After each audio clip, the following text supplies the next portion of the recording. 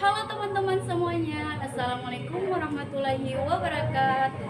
Perkenalkan, nama saya Nadia Sagaf dengan NPM 0227241123 Saya mahasiswa dari Universitas Unhir Ternate Fakultas Ekonomi dan Bisnis Prodi Akuntansi. Di sini saya membuat video tidak lain untuk memenuhi tugas UAS perpajakan. Teman-teman, pernah nggak sih kalian mau tanda tangan kontrak, surat perjanjian, atau kwitansi? Terus ada yang bilang nih teman-teman, jangan lupa ya materainya. Terus kita langsung mikir panjang nih teman-teman, lah kenapa sih harus pakai materai? Fungsinya apa? Buat nempel doang ya teman-teman. Nah, di video ini kita bakal bahas tuntas soal biaya materai. Mulai dari pengertiannya, fungsinya, jenis dokumennya, sampai aturan terbaru yang sering kita bikin bingung. Jadi teman-teman, tenang saja ya, kita akan bahas santai, gak ribet, dan dijamin paham sampai akhir ya teman-teman. Yang pertama, pengertian biaya materai. Teman-teman, oke, kita mulai dari dasar dulu ya.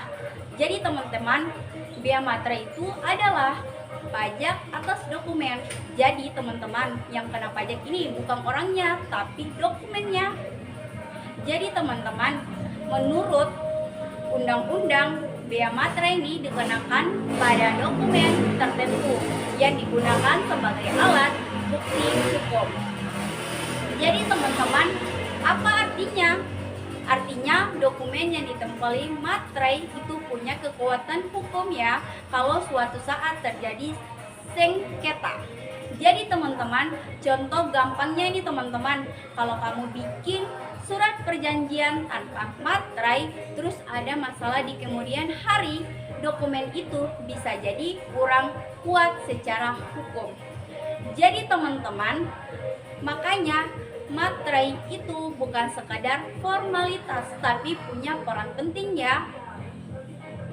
Jadi kita bakal bahas sejarah singkat materai ini teman-teman, sedikit flashback ya. Dulu ini di Indonesia nih teman-teman, materai itu ada dua nominal. Nominal yang pertama itu 3.000 sampai 6.000. Jadi teman-teman, tapi sejak 1 Januari 2021 nih pemerintah menetapkan suatu tarif materai saja, yaitu 10.000. Kenapa? Kenapa? Ya karena aturan ini yang diatur dalam Undang-Undang Nomor 10 Tahun 2020 tentang biaya materai. Tujuannya untuk biar lebih simpel, nggak bikin bingung, dan menyesuaikan nilai ekonomi sekarang. Jadi teman-teman, sekarang ini kalau kamu lihat materai 10.000 nih, itu sudah resmi dan berlaku ya. Kenapa teman-teman? Karena di sini ada fungsi biaya materai ya teman-teman. Nah, sebenarnya buat apa sih biaya materai ini? Ada 3 fungsi utama dari biaya materai teman-teman. Yang pertama itu sebagai pajak, karena ini pajak hasilnya masuk ke kas negara untuk pembiayaan pembangunan. Yang kedua tuh teman-teman sebagai alat bukti hukum. Kenapa ya teman-teman? Karena dokumen bermaterai itu punya kekuatan pembuktian di pengadilan. Yang terakhir itu ketiga, memberikan kepastian hukum. Dengan materai, hak dan kewajiban para pihak jadi lebih jelas teman-teman.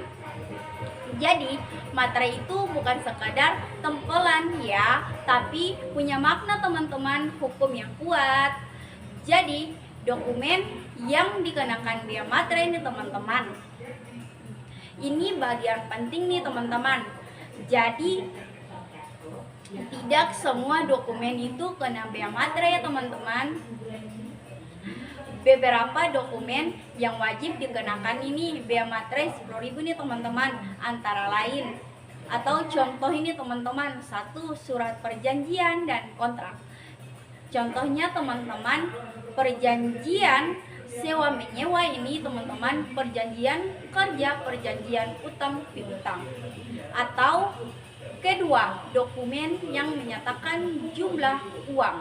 Teman-teman, misalnya nih kwitansi pembayaran, bukti penerimaan uang, bukti transferan manual. Catat ya teman-teman, kalau nilai uang di atas 5 juta maka wajib dikenakan materai. Teman-teman, yang ketiga itu akta notaris dan PPAT. Misalnya nih teman-teman, akta jual beli, akta pendirian usaha, atau 4 dokumen yang digunakan sebagai alat bukti di pengadilan. Intinya teman-teman, selama dokumen itu punya nilai hukum dan nilai ekonomi, kemungkinan besar kena bea materai. Jadi teman-teman, dokumen yang tidak dikenakan bea materai itu seperti ya, tenang saja, nggak semua surat harus pakai bea materai kok teman-teman. Contohnya, dokumen yang tidak dikenakan bea materai: surat lamaran kerja, ijazah dan lapor, kartu tanpa mahasiswa, bukti pembayaran gaji tanpa terima bantuan sosial, dokumen intel, kampus atau organisasi non komersial.